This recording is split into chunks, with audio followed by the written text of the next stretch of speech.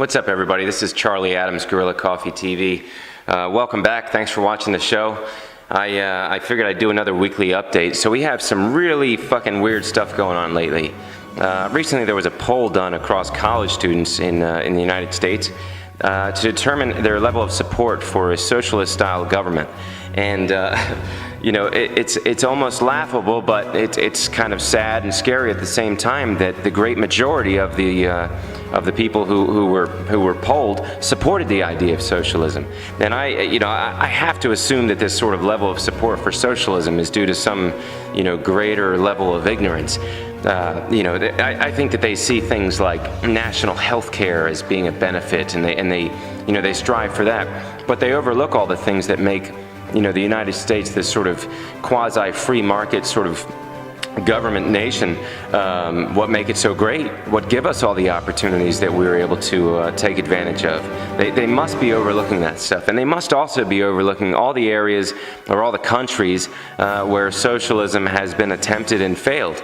So right now you have Venezuela, right? And you have this sort of socialist leader slash dictator, Maduro, who has been in power for several years now. He was appointed by Chavez, and since he has been in power, the country has suffered from many power outages, lack of water, lack of food, lack of services.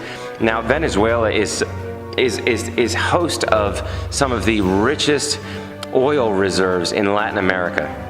So you would think to have that much oil, we all know that oil is like, better than gold, and to have that much oil and for your nation to suffer as greatly as it does is something is obviously fucked up. So you think about, so right now, since he's been in power, people are starving. People are starving to death. They're going without resources.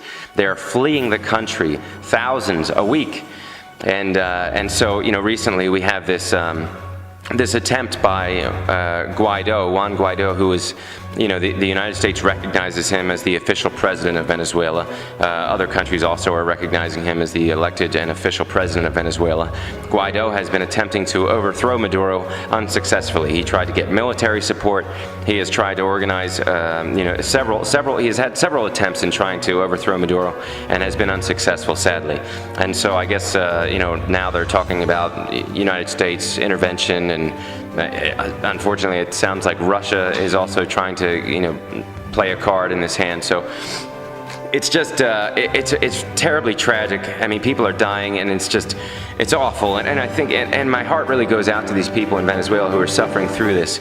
The thing that really caught me up in the whole situation was the fact that that millennials, I guess I don't know, I'm 34 years old, so I'm probably, maybe a little bit past being a millennial, but I can still be grouped in with them. And it's just fucking sad and disgusting to think that, some of us can be so ignorant and so ungrateful for the comfort that we get to experience here in the United States. Now, anybody who knows me knows that I am very proud and grateful to be an American. The opportunities that I have had throughout my life. Now, the United States, it's to some people they call it a fantasy, but the American dream is still reality. I have experienced it several times. I have come from the absolute bottom, the very worst, and been able to build up a very successful life for myself multiple times. And I do not have any sort of special skills or abilities. I don't rank high on any kind of an IQ test or anything like that. But so just it's safe to say that I'm a very average person. But despite that, I have an extreme level of tenacity and determination and a desire to create a good life for myself and my family. And so because of the fact that I live in this sort of quasi-free market United States type government thing, I have the opportunity to do that, and we all have the opportunity to do that. Now certainly there are people who don't have that opportunity because of disability or whatever the case may be, but the United States, we also have services that support those people.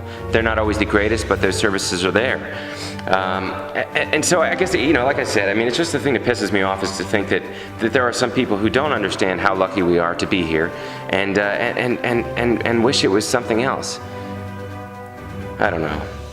But anyway, So recently I've been watching the news and I've been seeing some very interesting things unfolding. So I guess recently so ketamine is a new drug that, well, it's not a new drug. I mean, most of you, if you're anything like me and like went through rave clubs when you were in your teen years, did plenty of Special K, but ketamine has been around for a long time. And it has been, for the most part, I mean, it's a tranquilizer for, in veterinary offices they use for cats and dogs and things like that. In the rave club scene and just in, whatever. I mean, it's been used as an illicit drug. But recently, they determined that ketamine was an effective drug to treat depression. So, I think it's great. I think it's wonderful that they're constantly doing research to treat mental health. Mental health is a very real thing. I know that to be true.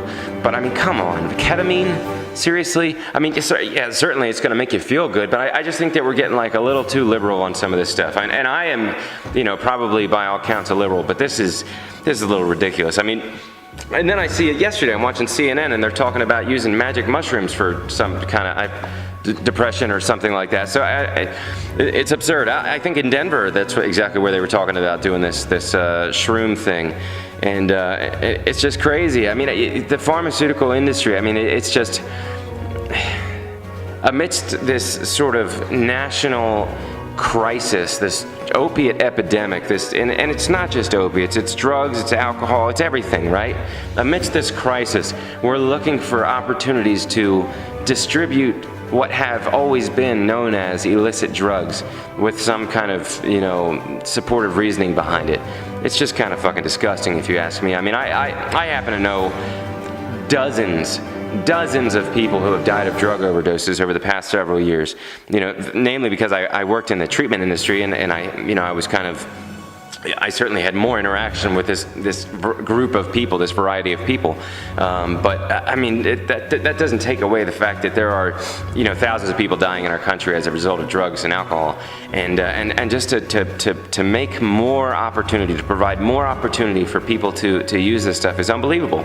Amidst this whole, opiate epidemic, drug epidemic that our country is suffering from, I mean, the pharmaceutical industry, and listen, I'm not one of them guys that's always trying to like bash, to jump on the bandwagon and just start talking shit on whoever's popular to talk shit on at any given moment.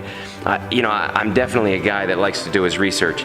But I mean, amidst this thing, like, for the longest time, I've tried to like sort of, for the longest time, the finger has been pointed at the pharmaceutical industry, right? The pharmaceutical industry has been blamed for all of the, the addiction cases, the opioid epidemic, all of it. They have been blamed.